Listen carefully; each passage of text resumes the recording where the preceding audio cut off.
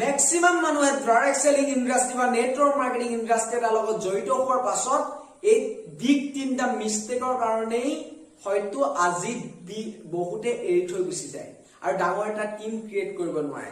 তাৰ ভিতৰত হৈছে যে নাম্বাৰ 1 প্ৰেজেন্টেশন।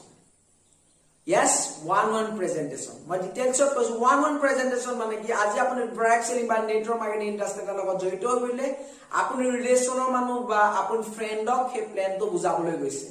অনলি আপুনি গৈছে যাৰ কাৰণে জয়নিং নহয়। প্ৰথম কথা আপোনাক মই সুধিব বিচাৰিছো আপুনি আজি কৰবাত শ্বপিং কৰিব বিচাৰিছে বা আপুনি কৰবাত ফুৰিবলৈ যাব বিচাৰিছে অকলে গৈ ভাল পায় জানো? কেতিয়াও নাপায়। হয়তো আপুনি ফ্ৰেণ্ডক লৈ যাব, হয়তো আপুনি ৰিলেচনৰ মানুহক লৈ যাব। তেন্তে প্ৰথমতে সব মানুহে সদায় ভিৰত থাকি ভাল পায়। দেন আপোনাক কি ভাবিছে যিজন ব্যক্তিৰ ওচৰলৈ গৈছে আপুনি অলৰেডি জানে যে মোৰ যেটো ইন্ডাস্ট্ৰি বা নেটৱৰ্ক মাৰ্কেটিং ইন্ডাস্ট্ৰিৰ লগত জড়িত হৈছো এটা ডাঙৰ প্লেটফৰ্ম হয়, ইয়াত বহুত হাজাৰ লাখ মানুহে ইনকাম কৰি আছে। কিন্তু তেওঁ হঠাৎ ক্লিক কৰে কি বুলি জানে? টুপি পিন্ধাবলৈ আৰু মানুহ নেপালে সো মোৰ ওচৰত প্ৰেজেন্টেশন কৰিবলৈ আহিলে। সো আপোনাৰ ৰিলেচনৰ মানুহে হওক বা আপোনাৰ ফ্ৰেণ্ডে হওক ইগনোৰ কৰিব আৰু যাৰ কাৰণে জয়নিং নহয়। এন্ডৰে আপুনি 5 6টা 7টা 8টা 10টা মানুহলৈকে প্ৰেজেন্টেশন কৰাৰ পিছত আপুনি ডিমোটিভেট হৈ যাব বা আপোনাৰ টিমটো অলৰেডি ডিমোটিভেট হৈছে যাৰ কাৰণে আপোনাৰ কেতিয়াও এটা ডাঙৰ টিম ক্ৰিয়েট হোৱা নাই। সেই কাৰণে কৈছো আপুনি 1 প্ৰেজেন্টেশন নকৰিব 2 প্ৰেজেন্টেশন কৰক। যদি আপুনি যিজন ব্যক্তিৰ লগত জড়িত হৈ পৰিছে বা যিজন ব্যক্তিক আপুনি জয়নিং কৰাম বুলি ভাবিছে সেইজন ব্যক্তিৰ ওচৰলৈ যাওঁতে সদায় হয়তো আপুনি আপলাইনক লৈ যাওক যদি আপোনাৰ আপলাইন আছে বা অলৰেডি আপোনাৰ লগত কোনোবা ব্যক্তি জড়িত হৈ পৰিলে তেওঁ হয়তো ডাউনলাইন হয় তেওঁ ডাউনলাইনক আপুনি লগত লৈ যাওক। 2 নম্বৰ ভুল কৰি থাকে প্ৰেজেন্টেশনৰ সময়ত এই বিগ মিস্টেক যদি আপুনি কৰি আছে মই ক'ব বিচাৰিছো ডাইৰেক্ট সেলিং ইন্ডাস্ট্ৰি বা network marketing industry big team create কৰিম বুলিও ভাবিছে নাম্বাৰ 2 মিস্টেকটো যদি কৰি আছে আপুনি কেতিয়াও কোনোবা এজন ব্যক্তিক আপুনি জড়িত কৰাব নোৱাৰিব বা তেওঁ যদি অলৰেডি জড়িত হৈ পৰিছে তেওঁ ফিউচাৰ বেলেগ মানুহক জড়িত কৰাব নোৱাৰিব। প্ৰথম কথা discipline. Yes, network marketing industry বা ডাইৰেক্ট সেলিং ইন্ডাস্ট্ৰিৰ লগত যদি জড়িত হৈ পৰিছে ডিসিপ্লিন মেইনটেনেন্স কৰিব লাগিব। ডিসিপ্লিনৰ কথা ক'ত আহে জানেনে? আপুনি যেতিয়া আপুনি এজন ব্যক্তিক জড়িত কৰাব বিচাৰিছে কোনোবা এজন ব্যক্তিক জড়িত কৰাব বিচাৰিছে আপুনি ফ্ৰেণ্ড এজনক জড়িত কৰাব বিচাৰিছে প্ৰথম যদি আপুনি নতুন ব্যক্তি হয় হয়তো আপুনি আপলাইনক লৈ যায় আৰু আপলাইনক গৈ আপুনি চিনাই কৰি দিয়ে কি এয়া মোৰ আপলাইন হয় আৰু স্যাৰ মই যাৰ কথা কৈছো এয়া মোৰ ফ্ৰেণ্ড হয় গতিকে তেওঁক আজি প্ৰেজেন্টেশনটোৰ কথা বুজাই দিয়ক মোক যিটো বুজালে।